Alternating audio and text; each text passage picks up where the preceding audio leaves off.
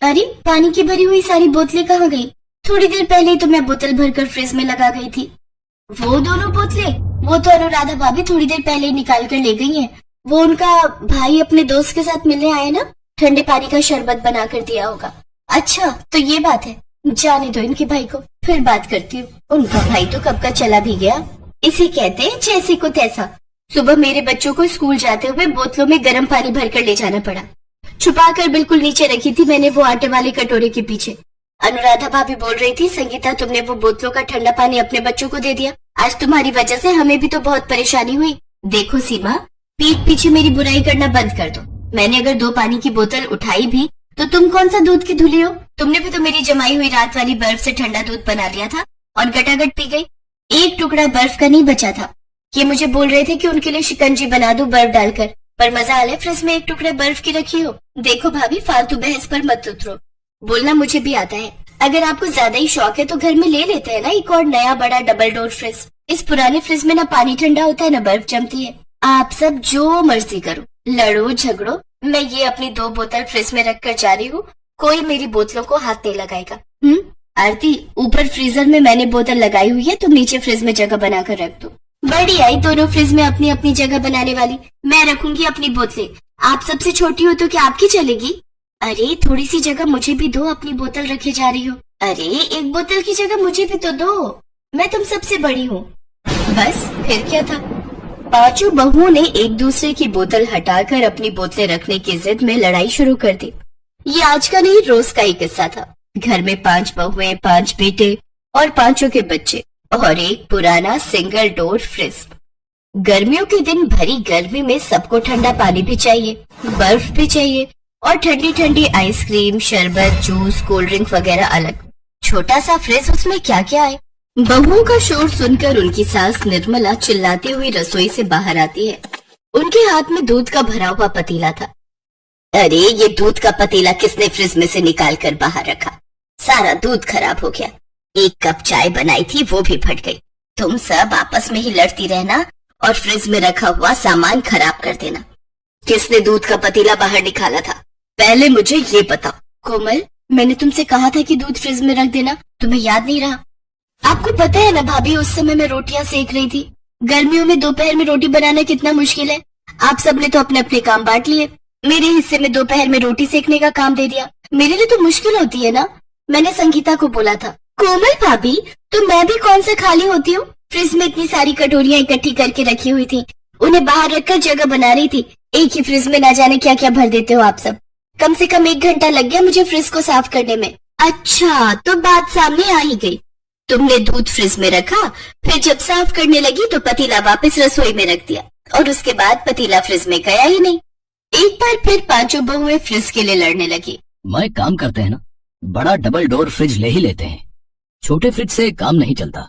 नहीं बेटा, तुम 5 को नहीं जानते। इस घर में एक फ्रिज की जगह अगर 5 फ्रिज भी आ जाए ना, तब भी ये ऐसे ही लड़ती रहेंगी। जब तक ये सब लड़ना नहीं छोड़ेंगी तब तक इस घर में नया फ्रिज नहीं आएगा। मैंने जो कहना था सो कह दिया। फिर क्या था, 5 बहुओं की आवाज ऐसे बंद हो गई जैसे सबको सांप सूंघ गया हो। अब तो 5 बहुओं के दिमाग में एक ही बात आ रही थी कि कोई भी एक दूसरे से नहीं लड़ेगा। अब तो पूरे घर में ऐसे सन्नाटा रहता था मानो परिंदा भी पर मारे तो पता चल जाए। मम्मी, फ्रिज में पानी की एक भी बोतल ठंडी नहीं है, मुझे ठंडा पानी पीना है।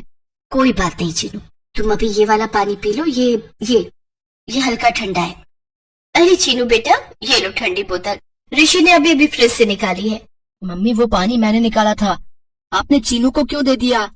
ला चीनू, मेरी बोतल वापस दे।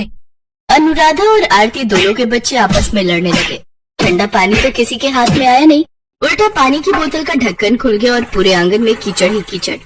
अब तो सब बहुओं के बच्चे धमाल चौकड़ी मचाने लगे। अब सारी बहुएं अपने अपने बच्चों को संभालती फिर रही थी। उन्हें डर था कि अगर उनकी सास ने बच्चों को आपस में लड़ते हुए, शोर मचाते हुए देख लिया तो फिर से एक बार इस घर में नया फ्रिज आने से रहा। माँ जी मंदिर से आ गई और उन्होंने इन सबको लड़ते हुए देख लिया तो इस घर में नया फ्रिज नहीं आएगा। बच्चों आपस में लड़ना बंद करो, नहीं तो दादी माँ नया फ्रिज नहीं आने देंगी। लगता है माँ जी आ गई हैं। बच्चों, तुम्हारी दादी माँ आ गई है, सब शांति से बैठ जाओ। उर्मिला जैसे ही घर में घुसी वो हैरान रह गई। लगता है मैं किसी गलत घर में आ गई हूँ। नहीं, घर तो मेरा ही है, पर पर आज सूरज किधर से निकला है?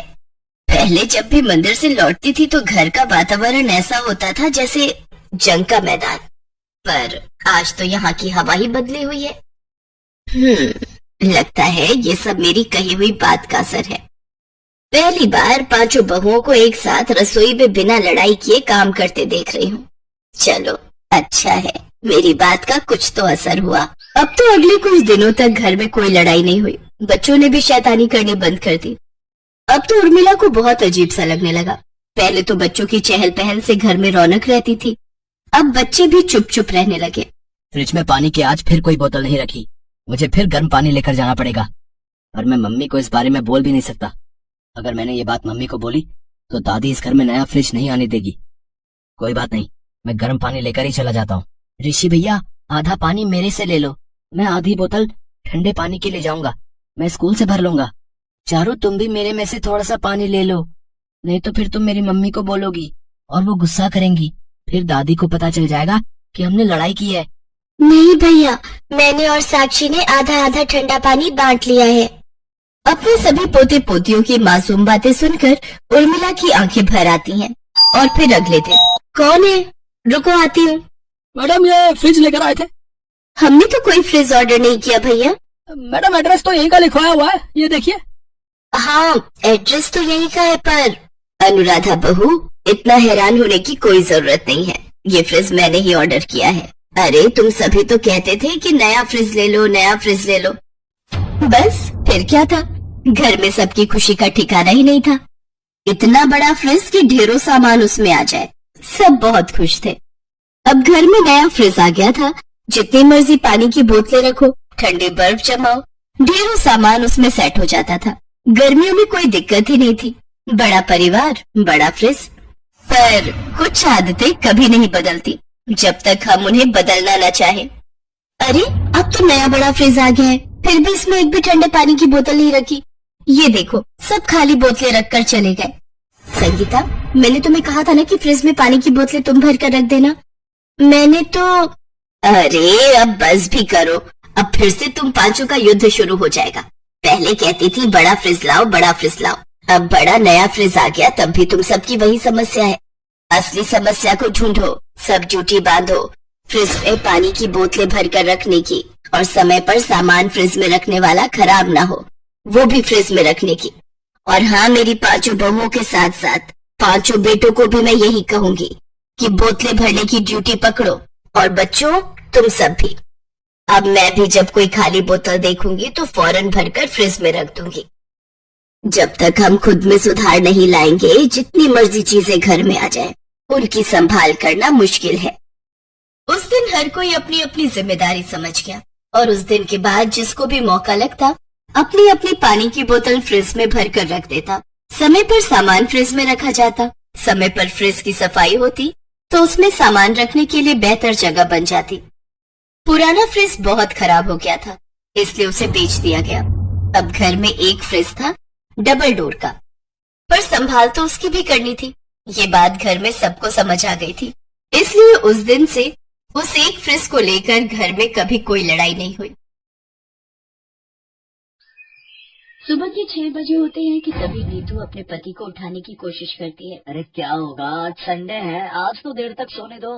अरे चलो, उठ भी जाओ ना, अभी सभी घर वाले सो रहे हैं, उनके उठने से पहले हम जल्दी से कराते हैं। अरे क्या कराते हैं, तुम्हें जो करना है अकेले कराओ, लेकिन मुझे अभी सोने दो। क्यों टाइम वेस्ट कर रहे हो, जल्दी से चलो, नहीं तो सारा दिन लाइन में ही खड़े रह जाओगे। अरे जबरदस्ती है क्या, जब आ ही नहीं रही तो जाकर करूँगा क्या। अब तुम निकलो यहाँ से और मुझे सोने दो। ओहो, अगर इनके चक्कर में रही तो मैं भी पेट पकड़कर ही बैठी रह जाऊंगी। इसके बाद नीतू पेट पकड़ते हुए जल्दी से अपने कमरे से भागकर बाथरूम की ओर जाती है तो देखती है कि उसकी दोनों जेठानियाँ और छोटी देवरानी पहले से ही बाथरूम के बाहर खड़ी होती हैं। अरे यार, लेट हो गई, लगता है और जल्दी उठना चाहिए था। नीतू को देखकर उसकी देवरानी कहती है, आओ दीदी, जल्दी से आकर लाइन में लग जाओ। पर अगर तुम सब बाहर हो तो फिर टॉयलेट में है कौन? और कौन होगा, मम्मी जी के सिवा। नीतू जोर जोर से दरवाजा पीटते हुए कहती है, अरे मम्मी जी, आप सो तो नहीं गई, जल्दी से बाहर आ जाओ, यहाँ लाइन लगी पड़ी है। निधि ये कह रही होती है कि तभी शीला, उनकी सास, टॉयलेट से बाहर आती है। उसके बाहर आते ही मंझली बहू नीतू पेट पकड़कर पीछे से भागते हुए आती है और लाइन तोड़कर टॉयलेट में घुस जाती है और झट से दरवाजा बंद कर देती है। ये सब देखकर बाकी सब हैरान रह जाती है। तभी सबसे बड़ी बहू राखी जोर जोर से दरवाजा पीटते हुए कहती है, अरे ओ नीतू की बच्ची, जल्दी से बाहर निकल, मेरा नंबर था, तू कहाँ से बीच में घुस गई? निकल निकल ना। अरे क्यों दरवाजा पीट रही है? उसको तोड़कर ही मानेगी क्या? और अब वो अंदर गई है तो पेट की गंदगी निकाल कर ही बाहर निकलेगी। और जब मैं अंदर थी तब भी तुम में से कोई दरवाजा पीट रहा था। तुम सब जानती हो ना, बुजुर्ग लोगों को कब्ज की शिकायत रहती है। अगर आपको कब्ज की शिकायत रहती है तो सुबह जल्दी उठकर फ्रेश हो जाया कीजिए। आपकी कब्ज के चक्कर में तो हम लोगों के पेट के बुलबुले उठने लग पड़ते हैं। ये सब बातें छोड़ो मम्मी जी, अब ये बताओ कि कब तक हम ऐसे ही एक टॉयलेट में जाते रहेंगे? उम्र भर ऐसे ही जाना होगा। क्या मतलब? मतलब ये कि शुक्र मनाओ तुम लोगों को एक टॉयलेट तो नसीब हुआ। हम तो अपने गांव में खुले में शौचालय जाते थे, और खुले में जो जाने का मजा है, ओए होए होए होए होए। इतना कहती शीला चुप हो जाती है। पर मम्मी जी, आपकी इतनी सारी बहुएं हैं, आपको 2 टॉयलेट तो बनवाने ही चाहिए ना। आई बड़ी 2 टॉयलेट वाली, ये घर है, कोई तेरे बाप का होटल नहीं जो 2-2 टॉयलेट चाहिए तुम्हें। मम्मी जी, पर जैसे यहाँ लाइन लगी है ना, ये किसी के घर का टॉयलेट नहीं बल्कि किसी चौल का सुलभ शौचालय मालूम होता है। हाँ, बस इसका ये एक सुख है कि हमें धोने के लिए बाल्टी और मग्गा लेकर नहीं आना पड़ता। निधि बोल ही रही थी कि तभी वहाँ खड़ी राखी जोर से बदबूदार गैस छोड़ती है। उसकी बदबू से वहाँ खड़े सभी अपनी नाक पर हाथ रख लेते हैं। उसके ऐसा करते ही शीला कहती है, हाय मोरी मैया, ना जाने क्या ठूसा था इस कमबख्त ने रात में जो इतनी गंदी बदबू निकाली है। मम्मी जी, जिस घर में 4 बहुओं का एक टॉयलेट होगा वहाँ तो ये सब झेलना ही पड़ेगा। फिर राखी दोबारा से दरवाजा पीटते हुए कहती है, जल्दी से बाहर निकल मेरी माँ, अब तो बर्दाश्त से बाहर है सब कुछ। ये कहते राखी फिर से दरवाजा पीटने लगती है। शीला देवी की जॉइंट फैमिली थी जिसमें उसकी 4 बहुएं थीं और 4 बेटे थे, और उन सबके लिए केवल एक ही टॉयलेट था। सारे घर एक ही टॉयलेट यूज करता था। वैसे कहने को तो उस घर में 2 टॉयलेट थे, लेकिन दूसरे टॉयलेट की सीट टूट रखी थी और फ्लश पूरी तरह खराब था, जिस वजह से कोई उसे यूज नहीं करता था।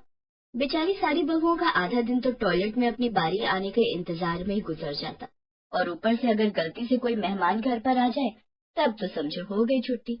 ऐसे ही एक दिन दरवाजे की घंटी बजती है। तभी नीतू दरवाजा खोलती है।